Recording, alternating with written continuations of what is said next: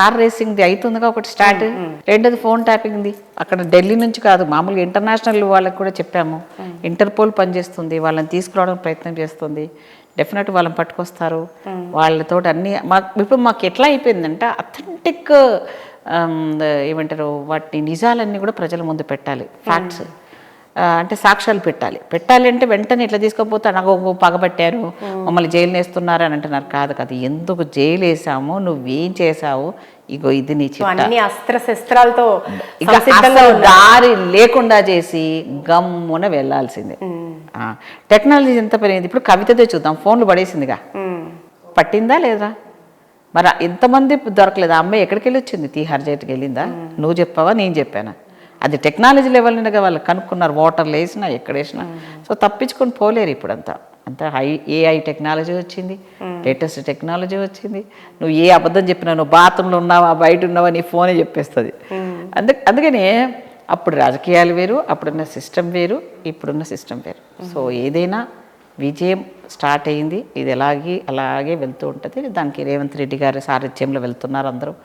So కొంచెం ఇబ్బంది కొంతమందికైనా సర్దిపోతున్నారు. ఇప్పుడు సినీ ఇండస్ట్రీకి సంబంధించి కన్వెన్షన్ కూల్చడం దగ్గర నుంచి రీసెంట్గా బాలకృష్ణ ఇంటికి మార్కింగ్ పెట్టడం కావచ్చు, అలాగే అల్లు అర్జున్ అరెస్ట్ కావచ్చు, ఏ చర్య జరిగినా కూడా చట్టం తన పని తాను చేసుకుపోయినా, లేదా ఇది ప్రభుత్వానికి సంబంధించిన ఇష్యూ కాకపోయినా ఇది గవర్నమెంటే చేయిస్తుంది, కాంగ్రెస్ పార్టీ ఎగెనెస్ట్గా ఉంది, లేదా రేవంత్ రెడ్డి గారి మాట అంటే ఆయన పేరు చెప్పడం మర్చిపోయారు కాబట్టి ఇలా జరుగుతుంది అంటే ఎవరికి ఇష్టం వచ్చినట్టు వాళ్ళు మనం చూస్తున్నాం. ఇప్పుడు సోషల్ మీడియాలో కూడా వార్తలు చూస్తున్నాము. ఏమంటారు తల్లి? ఇప్పుడు నేను అదే చెప్తున్నాడు, రేవంత్ రెడ్డి గారు కూడా అదే చెప్పాడు, నేను కూడా అదే చెప్పాను. అంతకుముందు రేవంత్ రెడ్డి గారు ప్రెస్ మీట్ కాకముందే నేను చెప్పాను. ఇప్పుడు ఒక సెలబ్రిటీ అంత పెద్ద ఆయన ఎందుకు అరెస్ట్ చేస్తారంటే, సెలబ్రిటీ ఎవరు చేశారు మిమ్మల్ని? ఇదే ప్రజలు చేశారు కదా. ప్రజాస్వామ్యంలో చట్టం ఎవరి ద్వారా వచ్చినాయి? ఇవి ప్రజాస్వామ్యంలో ప్రజలు పంపించిన వాళ్ళ ద్వారానే కదా పార్లమెంటేరియన్గా అవుతాం. చట్టాలు కానీ అసెంబ్లీ పార్లమెంట్ ఇది ఎవరు చేశారు? ప్రజలే చేశారు. మరి చట్టము ఒకరి చుట్టం కాదు. అంటే నీ ఇంటి వరకు నువ్వు ఏదైనా ప్రాబ్లం అయ్యి నీకు మీడియా వల్ల వాళ్ళు ఇబ్బంది పెడితే అది మీకు కొంచెం దాన్ని కంట్రోల్ చేసుకొని ఉండవలసిన దాన్ని మీరు వెళ్ళారు.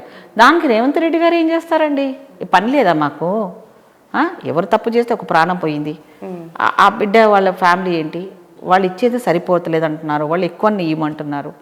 సీఎం గారు కూడా అదే అంటున్నారు కదా, వాళ్ళ ఫ్యామిలీని చూస్తామని చెప్పడం కాదు, టోటల్గా మీరు ఇన్ని క్రోర్స్ సంపాదిస్తున్నప్పుడు వాళ్ళకి సఫిషియెంట్ ఇవ్వచ్చు కదా.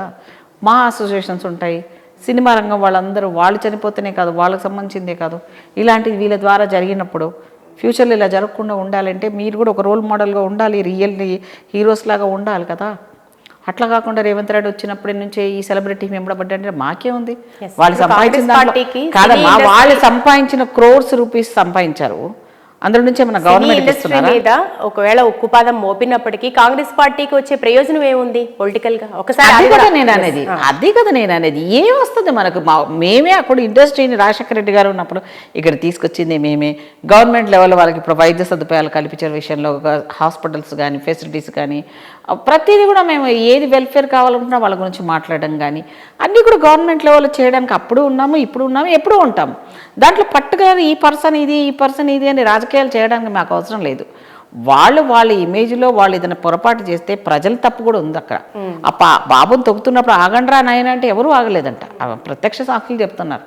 అన్కంట్రోల్గా అభిమానం అనేది ఒక పద్ధతి లేకుండా పోయింది. సో ఇలాంటి చేసేటప్పుడు ఎవరైనా ఫంక్షన్ చేసేటప్పుడు తగు జాగ్రత్తలు వీళ్ళు తీసుకోవాలి, వాళ్ళు తీసుకోవాలి, పోలీస్ యంత్రాంగం కూడా తీసుకోవాలి. అందరైతేనే తప్ప అలాంటి దాంట్లో పెట్టుకోవాలి. గతంలో చేయలేదా? చేశారు, మరి ఎందుకు కావాలి అంటే ఇక్కడే ఎందుకు అయిందంటే ఏదో కనెక్ట్ అయిపోయింది. సో ఎవరిదో తప్పైనా ప్రాణాలు పోయినాయి కదా, ఒక ప్రాణం పోయింది. ఇప్పుడు ఆ పిల్లోడు ఇంకా సీరియస్గానే ఉన్నాడు. ఇట్లా ఎవరు చూసినా బాధే కదా తల్లి. రాజకీయంగా చచ్చినా ఎవరు చచ్చినా ఆ పార్టీ చూసుకోవాల్సిందే. ప్రభుత్వ తప్పిదాన్ని కప్పిపుచ్చుకోవడానికి లా అండ్ ఆర్డర్ ప్రాబ్లం వచ్చింది కాబట్టి దాన్ని అల్లు అర్జున్ పైకి నెట్టేశారు అనే వాదన కూడా మాకేం పర్సనల్ అమ్మా. ఇప్పుడు ఆయన టాప్ హీరోనా? ఆయనకంటే పెద్ద టాప్ హీరో లేరా గతంలో? అబ్బాయి పాపం వచ్చాడు, ఏదో జరిగింది, ఆ పిల్లోడు ఇంటెన్షన్గా చేయలేదు, ఇంటెన్షన్గా జరగలేదు అని చెప్తున్నారు. ఇప్పుడు మాకేం పర్సనల్ గ్రేడ్స్ ఉంటుంది? వాళ్ళ ఆస్తులు మనం మాకు రాసిస్తారా, లేకపోతే వాళ్ళ వాటాలు మనం మాకు పార్టీకి రాసి ఇచ్చేస్తారా? ఇవన్నీ తప్పుడు ఆలోచనలు. సో అలాంటి ఏం పర్సనల్ గ్రేడ్స్లు ఉండవు. అది తప్పు కిందకి ఎవరు తప్పులు ఉన్నా మీరు అప్పుడు మ్యాప్లు చూడండి, అది అందులో ఉంది అంటే కొట్టేయడమే అంతే. అది మా పార్టీలు ఉన్నా వేరే పార్టీ వాళ్ళే కూడా కూల్చేశారు, ఇంకా కూలుస్తారు కూడా. ఈవెన్ దో మా పార్టీ వాళ్ళని కూడా కూల్చేయడానికి వెనుకపోవట్లేదు. సో ముందు మనం కరెక్ట్గా ఉంటే అవతల వాళ్ళు మనం ఫాలో అవుతారు.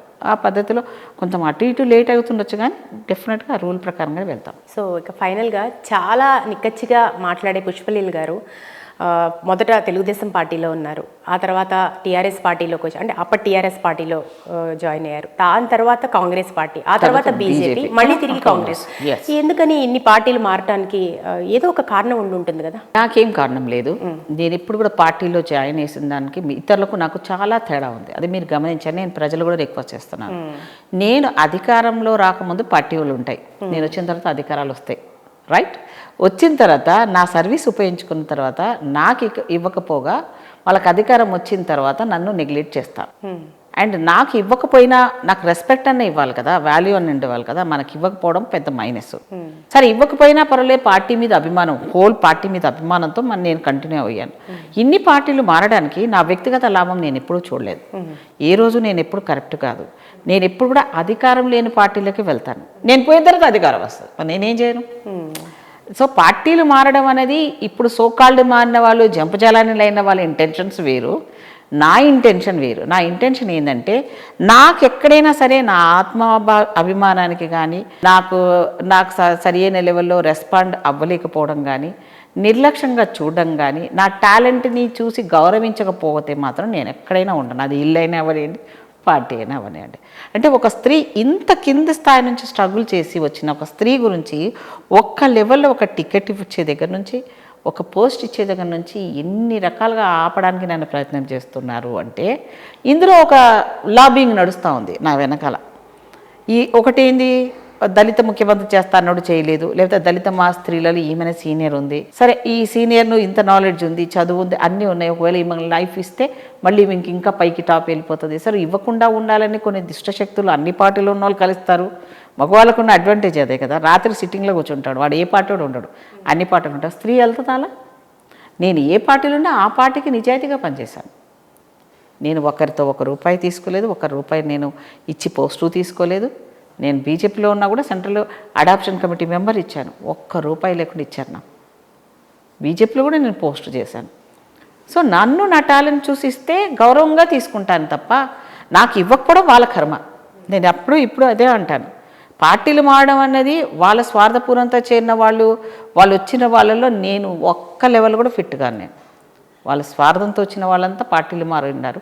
నేను నా జనాల కోసం, నా జాతి కోసం, నా ఆడబిడ్డల కోసం, ప్రతి ఆడబిడ్డ కోసము నేను పార్టీలో మారాను. అంటే ఎక్కడో స్త్రీని తక్కువ చేసి చులకన చేస్తే నేను సహించకపోవడమే ప్రధాన కారణం. దాదాపు 25 ఏళ్ల ప్రస్థానంలో ఎంతోమంది ముఖ్యమంత్రులు చంద్రబాబు దగ్గర నుంచి తీసుకొని ఒకసారి చూస్తే ఇప్పుడు ఈ రాజకీయాల్లో ఈ మార్పుని మీరు ఏం గమనించారు? బాలేవు రాజకీయం, చెండాలం అంటే ఒక గౌరవం లేదు. రాజకీయ నాయకులు అంటే చండాలంగా, రెస్పెక్ట్ లేకుండా. అంటే ఎందుకు లేదు అంటే నీతి నియమాలు లేవు, సిద్ధాంతాలు లేవు పార్టీకి. కమ్యూనిస్ట్ వాళ్ళు అంటే ఇలా ఉండేవాళ్ళు, కమ్యూనిస్ట్ వాళ్ళు సిద్ధాంతాలు పోయింది. బీజేపీ అంటే వాజ్పేయి గారు బీజేపీ కాదు, అమిత్ షా లాంటి దొంగల బండి లాంటి పార్టీ బీజేపీ పార్టీ అయిపోయింది. సో టీఆర్ఎస్ అంటే దోచుకునే పార్టీ అయిపోయింది. సో వీళ్ళంతా ఏవైతే చెప్పారో అవి చేయకుండా ఉన్నారు చూడండి, అవన్నీ మనకు ఎక్కడ సూట్ అవుతాయి. సో ఈ రాజకీయాలను చూసిన తర్వాత చాలామంది నాతో పాటు పనిచేసిన వాళ్ళు వెళ్ళిపోయారమ్మా రాజకీయాలు వద్దని. చిచ్చి మనం ఏమలేమో, ఇంత చండాలంగా వాడు ఇంత చిన్నవాడు కూడా మాట్లాడుతున్నాడు, అసలు ఒక ఎమ్మెల్యే అంటే రెస్పెక్ట్ లేదు. అప్పుడు ఒక వార్డు మెంబర్కి ఎంతో రెస్పెక్ట్ ఉంటుంది. ఇప్పుడు కొనుక్కుంటున్నారు. ఓ సర్పంచ్కి 5 కోట్లు ఖర్చు పెట్టడం ఏంటమ్మా? రాజకీయాలు అయిపోయినాయి. మంచి చెడు ఇతనికి అన్నీ తెలుసు, ప్రజల కష్టాలు తెలుసు, ఆ నియోజకవర్గం కష్టం తెలుసు, జిల్లా కష్టాలు తెలుసు. ఇన్ని కష్టాలు తెలిసినోడికి వాడు కరెక్ట్గా అధికారం ఇస్తే వాళ్ళు కరెక్ట్గా చేస్తారన్న వాళ్ళ చేతుల్లో అధికారాలు ఇవ్వటం లేదు. వాళ్ళ చుట్టూ భజన కొట్టే వాళ్ళు ఉంటారు చూడు, ఆ టీవీలలో ఫేకు టీఆర్పీలు పెంచుకునే వాళ్ళు లీడర్లు, ఆ టీఆర్పీతో వచ్చిన వాళ్ళు పేపర్ లీడర్లు, పేపర్ పులులు, వాళ్ళు లీడర్గా ఎక్స్పోజ్ చేయించుకొని టీఆర్పీలు పెంచుకొని ఫేస్బుక్లు క్రియేట్ చేసుకొని సోషల్ మీడియాని మేనేజ్ చేసుకొని అట్లా వచ్చిన వాళ్ళే. వాళ్ళు వచ్చిన తర్వాత వాళ్ళు ఏం చేస్తారు జనాలకు చూపించమన్నట్టు ఏమీ లేదు. అసలు వాళ్ళ డిపార్ట్మెంట్లో ఉన్న వాళ్ళకున్న శక్తి ఏంటి, ఆ పవర్ ఏంటి కూడా ఎవరికి తెలియదు. అప్పటి నుంచి ఇప్పటి వరకు నేను చూసింది ఏంటంటే ఎవరికి అది గట్స్ లేవు. అవుట్ ఆఫ్ ది వే ప్రజలకు చేయాలనుకున్న మా లెవెల్లో మేము తీసుకున్న నిర్ణయాలు వీళ్ళు తీసుకున్న గట్స్ ఎవరికి లేవు. సో వాళ్ళని మనం మార్చాలనుకుంటే మనకు ఇప్పుడు అయ్యే పని కాదు. అలా అని రాజకీయాలు వదిలిపెట్టకూడదనే ఒక గట్టి నిర్ణయాలతో రాజకీయాలు ఉన్నంత వరకు, నేనున్నంత వరకు రాజకీయాలు ఉంటాను. అవునన్నా కాదన్న ఎవరు ఏంటో అనేది నాకు తోచినంత వరకు ప్రజలకు చెప్తూనే ఉంటారు. చైతన్యం చేయడానికి నేను ఎనుక్కుపోను.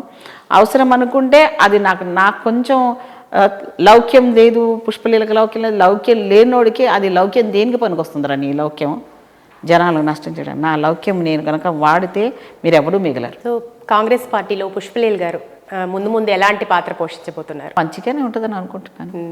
ఎందుకంటే ఇప్పుడు రాహుల్ గాంధీ కానీ ప్రియాంక గాంధీ గారు మహిళలకు ఇవ్వాలి, అన్నిట్లో ఉండాలి అని అంటున్నారు.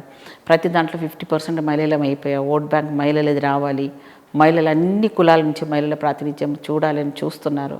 సో టికెట్ల విషయంలో కూడా ఇప్పుడు చాలా జాగ్రత్తలు తీసుకుంటారు. ఇప్పటిలా కాదు, ఇప్పుడు కూడా మిస్టేక్లు జరుగుతూనే ఉన్నాయి. అయినా కూడా అప్పుడంతా కాకుండా మేనేజ్ చేస్తున్నారు, కంట్రోల్ చేస్తున్నారు. సెంట్రల్ నుంచి కంట్రోలింగ్ ఉంది, పవర్ చాలా స్ట్రాంగ్గా పనిచేస్తుంది. ఇండివిజువల్గా ఇష్టం వచ్చినట్టు నేను చేస్తానంటే కుదరదు. పార్టీ క్రమశిక్షణ తప్పితే వాళ్ళ క్లచెస్లోకి వెళ్ళిపోయాల్సిందే, వాళ్ళకి సమాధానం చెప్పాల్సిన పరిస్థితిని వ్యవస్థలో ఇప్పుడు చాలా బాగా పనిచేస్తుంది. అది నమ్మకం ఉంది. భవిష్యత్తు కూడా మంచిగా ఉంటుందని అనుకుంటున్నాను. మనం ఎవరి గురించి చెడుగా ఆలోచించాము. మనకి పెట్టినా పెట్టకపోయినా ఒక తెలంగాణ ఆడబిడ్డగా మంచిగా కోరుకుంటాం. అన్నదమ్ముల్లాగా ఆత్మీయంగా ఉండాలని కోరుకుంటాం. హార్ష్గా తిడితే మనం కోపం వచ్చినప్పుడు అంటామేమో, కానీ అది ఎంతవరకు ఉంటుంది? మనం చేసేది ప్రజల కోసం ఉన్నదాన్ని, నాలాంటి దాన్ని కష్టం కదా. సో నేను తప్పకుండా ఉండాల్సిందే, ఇలాంటి వాళ్ళు రావాల్సిందే. రాజకీయంలో మహిళలు రావాలంటే నాలాంటి వాళ్ళు ఉండాలి. సో డెఫినెట్గా మీరు కూడా ముందు మేము ఒక మంచి చురుకైన పాత్ర మీది కూడా చూడబోతాము, ఆశిస్తామండి. సో మీరు మీ జీవితంలోని ఎన్నో అనుభవాల్ని మాతో పంచుకున్నారు. స్టూడియోకి వచ్చి చాలా చక్కటి విషయాలు తెలియజేశారు. ఇంటర్నల్గా మనసు విప్పి మాట్లాడారు ఒక రకంగా చెప్పాలంటే. కాంటెంపరీ రాజకీయాలతో పాటు మీ గురించి కూడా. Thank you so much. Thank you మా. మీకు కూడా సిగ్నేచర్ ఛానల్ కూడా మీకు కూడా